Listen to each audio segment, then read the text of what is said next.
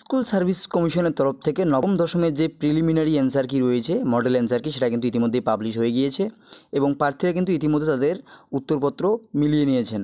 কমিশনের তরফ থেকে যে অ্যান্সার কি দেওয়া হয়েছে তাতে দেখা গিয়েছে নানান জটিলতা, কেননা সেই অ্যান্সার কি মেলাতে গিয়ে অনেক ঝক্কি পোয়াতে হয়েছে প্রার্থীদের। তো এই উত্তরপত্র মেলানোর পর কে কত পেয়েছেন, কোন সাবজেক্টে এবং কী ক্যাটাগরি রয়েছে, অবশ্যই কিন্তু কমেন্ট সেকশনে কমেন্ট করে জানাবেন। এখন প্রশ্ন হলো কোন কোন প্রশ্নকে আপনারা চ্যালেঞ্জ করবেন এবং কিভাবে করবেন এবং কবে নাগাদ চ্যালেঞ্জ করা শুরু হবে, এছাড়াও কাট অফ কি বাড়তে পারে, বিস্তারিত জানবো আমরা এই ভিডিওর মাধ্যমে। এছাড়াও এখানে বলা হয়েছে একাদশ দ্বাদশের যে অ্যান্সার কি রয়েছে সেটা কিন্তু 20 সেপ্টেম্বর দিয়ে দেওয়া হবে এবং সেই দিন থেকেই অর্থাৎ 20 সেপ্টেম্বর থেকে 25 সেপ্টেম্বরের মধ্যে এই যে 5 ওয়ার্কিং ডেজ রয়েছে এই সময়ের মধ্যেই কিন্তু আপনাদেরকে চ্যালেঞ্জ করতে হবে।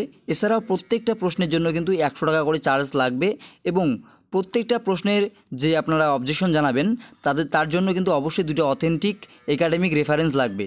তো প্রার্থীরা চ্যালেঞ্জ কোথায় কিভাবে করবেন, কমিশনের ওয়েবসাইটে এরকম যে ইন্টারফেসগুলো দেখতে পাচ্ছেন, ওল্ড ওয়েবসাইট, অ্যাপ্লাই নাও, forget candidate ID, answer kiss, এর পাশে কিন্তু আবার একটা চ্যালেঞ্জ করার জন্য অপশন দিয়ে দেওয়া হবে কমিশনের তরফ থেকে।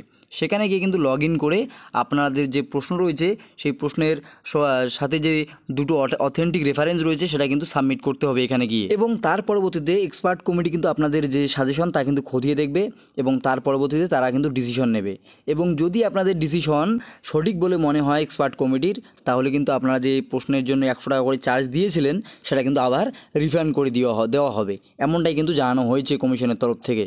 এখন প্রশ্ন হলো তাহলে কি সবাইকে চ্যালেঞ্জ করতে হবে প্রশ্নের? যদি কেউ না করে তাহলে সে কি নাম্বার পাবে না? এবং কোনো প্রশ্নের সাজেশন যদি ঠিক হয়ে থাকে তাহলে এর আগে যে কমিশনের দেওয়া অ্যান্সার কিতে যে নাম্বার পেয়েছে তার নাম্বার কি বাদ যেতে পারে? বিস্তারিত জানবো আমরা। তবে যা নিয়ম রয়েছে, যদি একজনও কোনো প্রশ্নের সাজেশন বা অবজেকশন জানায়, তার পরবর্তী সেই অবজেকশন যদি গ্রহণ করা হয় তাহলে কিন্তু প্রত্যেকেই সেই নাম্বার পাবে এবং এর আগে যে কমিশনের দেওয়া যে অ্যান্সার কিতে যে নাম্বার পেয়েছিল তার নাম্বারও কিন্তু বরাদ্দ থাকবে। অর্থাৎ কমিশনের দেওয়া 1-এর বি যদি সঠিক উত্তর হয়ে থাকে, পরবর্তীতে কোনো প্রার্থী চ্যালেঞ্জ করলো যে সেখানে বলা হয়েছে 1-এর সি নাম্বার সঠিক উত্তর হবে, পরবর্তীতে এক্সপার্ট কমিটি গ্রহণ করেছে যে 1-এর সি উত্তর হবে, তাহলে কি বি নাম্বার পাবে না? তবে কমিশনের তরফ থেকে কিন্তু বিকেও নাম্বার দেওয়া হবে। পরবর্তীতে কমিশনের তরফ থেকে এই যে প্রশ্ন রয়েছে এই প্রশ্নটার দুটো উত্তরেই কিন্তু গ্রহণ করা হবে, বি অথবা সি। তবে এই ব্যাপারে কারো কোনো সন্দেহ থাকলে তারা অবশ্যই চ্যালেঞ্জ করে জানাতে পারেন আপনাদের মতামত। এছাড়াও যা দেখা যাচ্ছে যে কমিশনের যে অ্যান্সার কি দেওয়া হয়েছে তাতে কিন্তু অনেক গরমিল রয়েছে, অনেক কিছু প্রশ্নের কিন্তু উত্তর সঠিক নাও হতে পারে এমনটাই কিন্তু মনে করা হচ্ছে।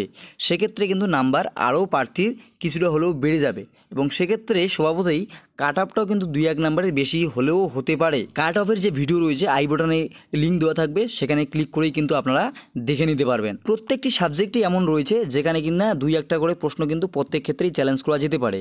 আপনারা সেখানে কিন্তু অবশ্যই যে সাপোর্টিং ডকুমেন্ট রয়েছে সেই ডকুমেন্ট নিয়ে কিন্তু আপনারা সেই প্রশ্নের চ্যালেঞ্জ করে দিতে পারেন যদি আপনারা কোথাও পেয়ে থাকেন কোনো সাপোর্টিং ডকুমেন্ট। এবার আপনারা হয়তো ভাবছেন যে চ্যালেঞ্জ করব কি করব না, কাজেই সেটা কখনোই ভাববেন না, কেননা এক একটি নাম্বার কিন্তু ভীষণ গুরুত্বপূর্ণ এই নিয়োগের ক্ষেত্রে। তাই আপনাদের যদি সাপোর্টিং ডকুমেন্ট থেকে থাকে অবশ্যই কিন্তু কমিশনের ওয়েবসাইটে গিয়ে সেই লিঙ্কে ক্লিক করে আপনাদের যে প্রশ্নের চ্যালেঞ্জ তা কিন্তু করে নেবেন। তো ভিডিওটি ইনফরমেটিভ মনে হলে অবশ্যই লাইক করে দেবেন এবং এছাড়া আপনাদের কোনো প্রশ্ন থেকে থাকলে অবশ্যই কমেন্ট সেকশনে কমেন্ট করে জানাবেন। ধন্যবাদ।